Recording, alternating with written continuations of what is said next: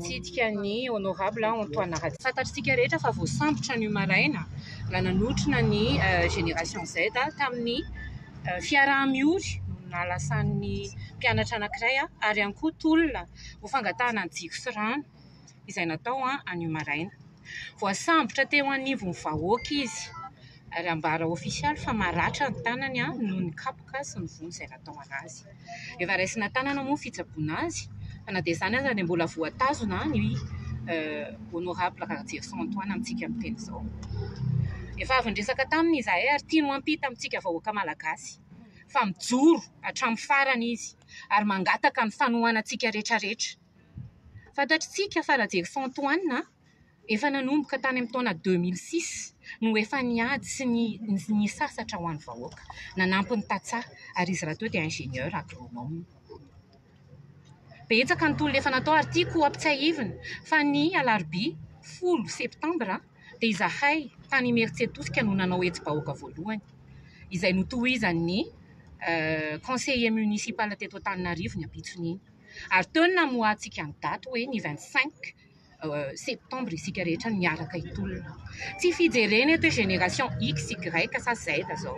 Tsy fijerena eto hoe politika inona na antoko inona zao. Fa ny zavatra hita dia izao olona niady tamin'ny vahoaka no nosamborona izao fitondrana izao. Ka noho izany dia mangataka tsisy atakandro izahay ny amoahana ny filohan'ny antoko fivohy Radjy Antoine. Isika vahoaka aza manaiky.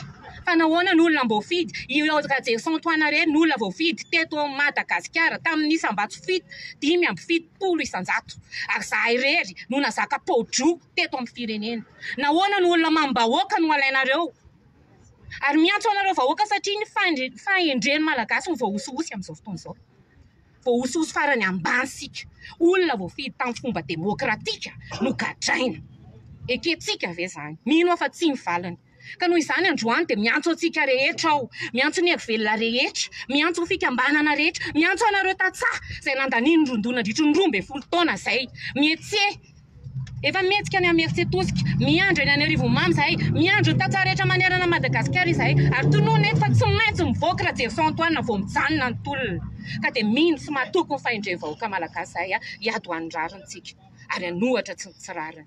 Misaotra antsika rehetra dia manantena ny fahendrenareo sy ny fanohananareo Radjy Antoine. Tsy nisy tompoko ary tiana ho tsindriana kely eto fa hitantsika rehetra ny vidéo izay nisamborana Radjy Antoine. Akanjo ambony maintimainty miaraka amin'ny pataloha mainty tsy misy ninina teny aminy no nanaovany. Avy eo kosa nefa dia niforseny izy haka sary niaraka tamin'ny basy. Ary efa hitanay miparitaka any izany. Jereo daholo ny vidéo nisamborana Radjy Antoine. Tsy nisy basy tany. Ary tenenivon'ny vahoaka izy ny nalaina. Fa ny sorapotaka. Ary ny fanontaniana mila mipetraka ary vahoaka dia manino ny Radjy Antoine no sorapotaka. Satria ve izy miady ho amin'ny firenena? Satria ve izy olona manam-pahaizana? Satria ve fa maninona? Zahay te hahazo valiny ary mananteny zahay fa hahazo valo ho farak'izay aingana ary ho avotra farak'izay aingana ny filohany antoko fivohy. Izany hoe raha mivoaka ve zany izy arak'izay teninao izay dia hijanona ny tolona? Radjy Antoine dia olona nandeha tolona. Niandro ny fivoahany izahay dia izy tondra teny ho anareo tao anivon'ny vahoakany amin'izay. Fa aloha zahay tsy miteny ngamba satria zahay tsy filohany antoko fivohy. Ary izy araka ny hitanareo tsy niaraka taminay tamin'ny tolona teny fa saingy tsy nanaiky mipetraka tany an-trano kosa fa mila ny tolona niaraka tamin'ny vahoaka. Raha ny tazana misy mpitsabo tonga niditra niaraka taminareo tao manahoana zany toe-pahasalamany amin'ny ankapobeny? Ie, nisy mpitsabo tonga tao dia arahana aloha fitsaboana.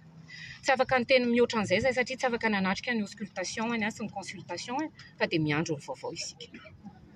Zay. Radjy Antoine dia député lany tany Arivomamy. Ary raha efa mijery ianareo dia efa manomboka mihetsika avokoa ny commune rehetra ao anatin'izany district Anarivomamy izany.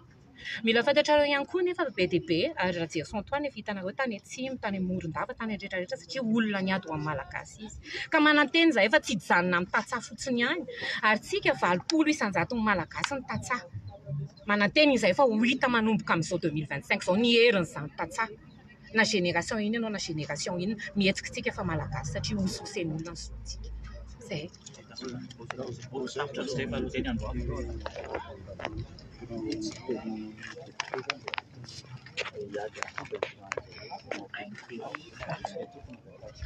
Efa misaotra an'ireo député lany toany maître Nianitra sy Fidèle izahay izay hitanay gasikara ihany koa miado anazy ankehitriny. Araka ny lazaiko teo olom-boafidy izy ary ny olona mankasitraka ny demokrasia dia tokony hiaro azy.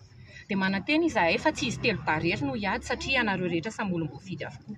Tsy misy na iray ara zany zao en sécurité satria efa hitantsika fa azo samborina ny olom-boafidy na dia manana immunité parlementaire ary voahososo tanteraka ny famitrenana eto Madagasikara.